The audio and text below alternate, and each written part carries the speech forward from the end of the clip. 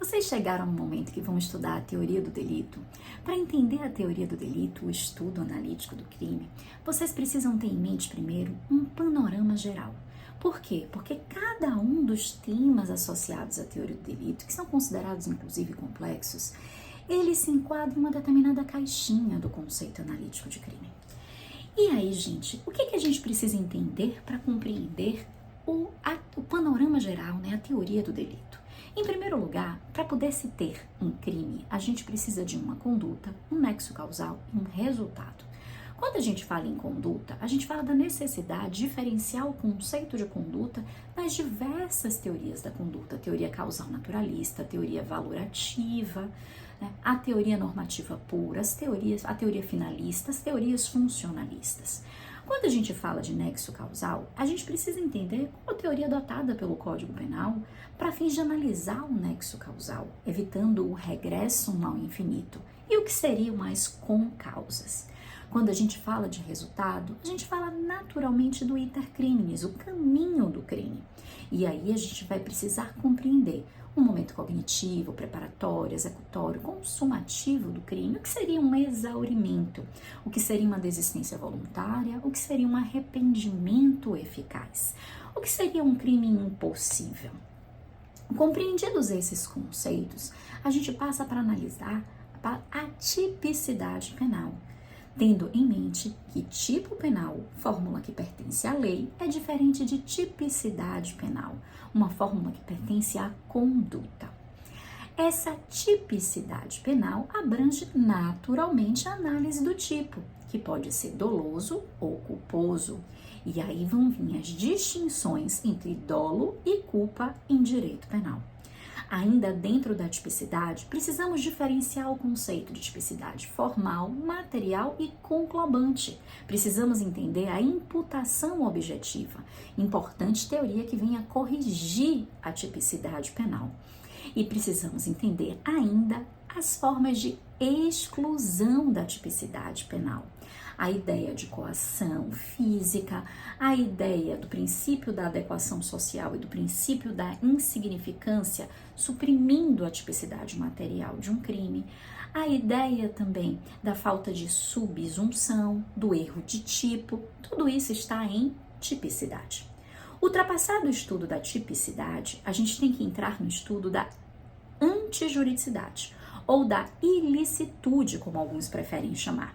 E aqui a gente vai precisar compreender que, em regra, todo fato típico, ele é ilícito, porque quando o legislador prevê lá no Código Penal matar alguém, no artigo 121, ele está dizendo que matar alguém é proibido, mas existem situações em que essa conduta será permitida. Então, o estudo da antijuridicidade, vocês vão entender que ele é feito de forma inversa, a partir das causas de exclusão da ilicitude do fato. E aí vocês vão precisar compreender a legítima defesa, o estado de necessidade, o exercício regular do direito, o estrito cumprimento do dever legal, o consentimento do ofendido como causa supralegal de exclusão da antijuridicidade e ainda as causas especiais previstas na parte especial do Código em legislações extravagantes para a exclusão da ilicitude penal. Aqui, por exemplo, a gente tem as hipóteses de aborto impunível e algumas causas de exclusão de ilicitude em situações associadas, por exemplo, a crimes contra a honra. Ultrapassado o estudo da antijuridicidade, a gente passa para o estudo da culpabilidade, o último elemento do fato punível. Quando a gente fala em culpabilidade, a gente fala na necessidade de analisar se um determinado fato típico e ilícito pode ser imputado a determinada pessoa. E aí, dentro da culpabilidade, vem o estudo dos conceitos de culpabilidade, das teorias da culpabilidade que visam definir e discutir o elemento material da culpabilidade. Aqui a gente vai ter a teoria psicológica normativa, a teoria normativa pura, né? E todas as teorias associadas aí a um movimento pós-finalista. Ultrapassado o estudo do conceito de culpabilidade, do seu pressuposto material, a gente passa a estudar os 3 elementos da culpabilidade segundo a doutrina tradicional. a imputabilidade, a potencial consciência da ilicitude e a exigibilidade de conduta diversa. Essa situação, né, esse estudo em 3 elementos, ele passa a ser efetuado a partir também de causas de exclusão da culpabilidade.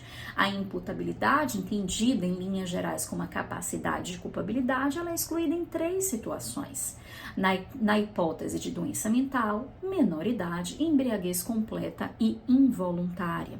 Quando a gente fala da potencial consciência da ilicitude, segundo elemento da culpabilidade penal, a gente fala em uma única hipótese de exclusão, que é o erro de proibição.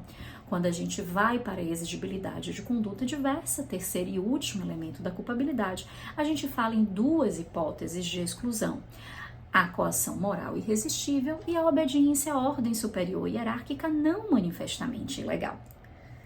Mas a gente fala também de uma cláusula geral de exculpação, que está dirigida a excluir a culpabilidade em todas aquelas hipóteses em que não é possível se exigir do sujeito uma conduta de forma diversa.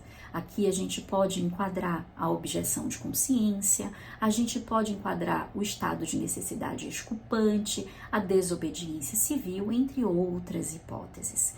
O que a gente vai fazer nessa nossa playlist?